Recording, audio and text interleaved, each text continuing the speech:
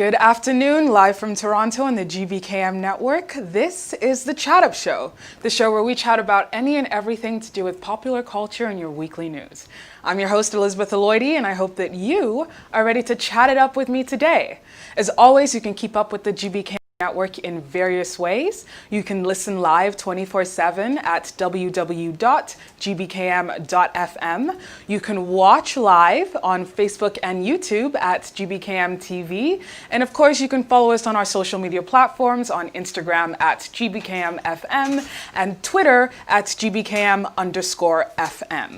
Now, welcome back to another week of the Chat Up Show. I'm excited to be here with you guys.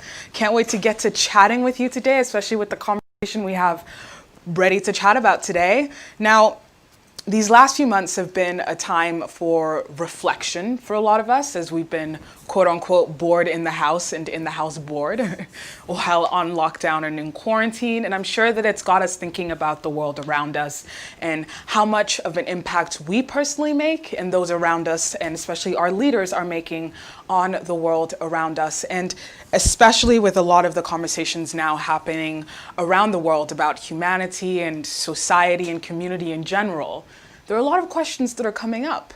Now, in the United States, it is 58 days after the murder of George Floyd, and people are still protesting for justice, for the lives lost at the hands of police brutality. That says something. 58 days, and folks are still protesting for justice.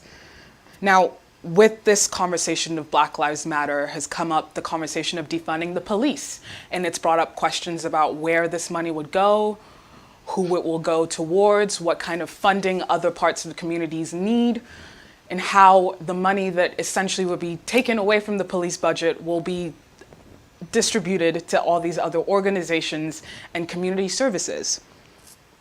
And it got me thinking, if we were to go through with this plan to defund the police, there are so many organizations that are obviously in need of funding that will really help with building and developing communities. And there's one in particular that I want to discuss that pertains to some issues that have been discussed for a while, of course. It's not something new, but it's a different kind of conversation now when we're looking at just the impact alone during the pandemic. Now, today I have a very special guest to join me today.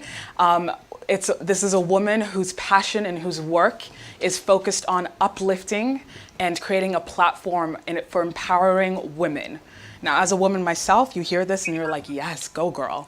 And I'm so welcome to present and welcome Winifred Osagi to join us in today's studio on the Chat Up Show. Welcome, Winifred. Hi everyone. It's an honor to be here. Thank you for having me. Thank you for being here. Now, I'm excited to chat with you as you have founded your platform, Women International, which, as you say, is all about dignity to womanhood. Can you tell us a little bit more about how you started your platform?